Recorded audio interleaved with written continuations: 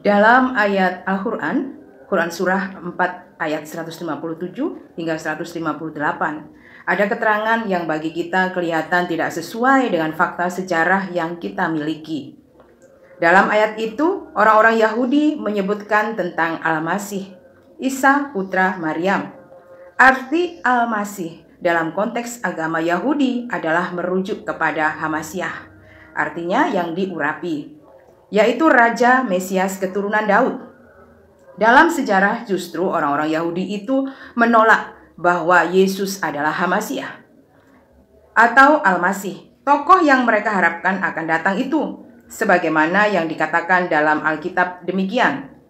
Tetapi Yesus tetap diam. Lalu kata imam besar itu kepadanya, "Demi Allah yang hidup, katakanlah kepada kami, apakah engkau Mesias, anak Allah atau tidak?"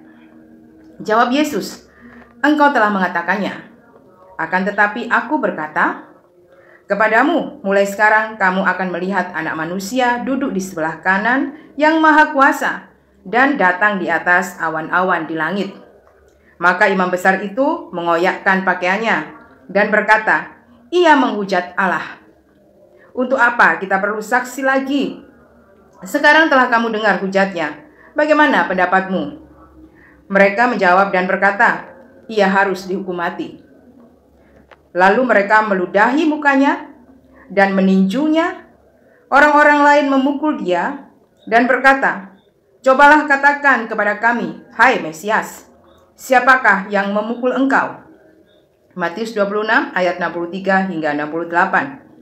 Jika demikian sikap kaum Yahudi kepada Yesus Kristus secara fakta sejarah, sebagaimana yang dicatat Alkitab, maka tidak mungkinlah mereka pada saat yang bersamaan akan menyebut dia sebagai Al-Masih.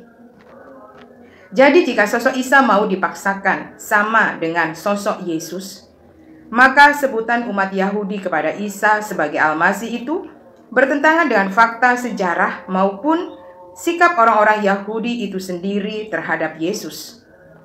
Selanjutnya, masih ada satu masalah lagi dari pernyataan sesungguhnya kami telah membunuh Al-Masih, Isa putra Maryam, Rasul Allah ini, yaitu ungkapan Isa Al-Masih sebagai Rasul Allah. Dalam sejarah Israel, istilah Rasul Allah sebagai sebutan bagi orang yang diutus dan berbicara atas nama Allah itu tidak ada. Itulah adalah istilah yang digunakan dalam Al-Quran dan dalam agama Islam. Istilah yang ada bagi orang yang diutus dan berbicara atas nama Allah dalam keyakinan Ibrani yang sepadan dengan makna Rasul itu adalah Shaliah, yang diterjemahkan ke dalam bahasa Yunani sebagai Apostolos. Namun tentu saja makna yang dimaksud dengan Shaliah atau Apostolos, meski dalam Perjanjian Baru, bahasa Indonesia diterjemahkan dengan kata Rasul, tetapi jelas maknanya berbeda dengan istilah Rasul dalam Al-Quran dan dalam teologi Islam.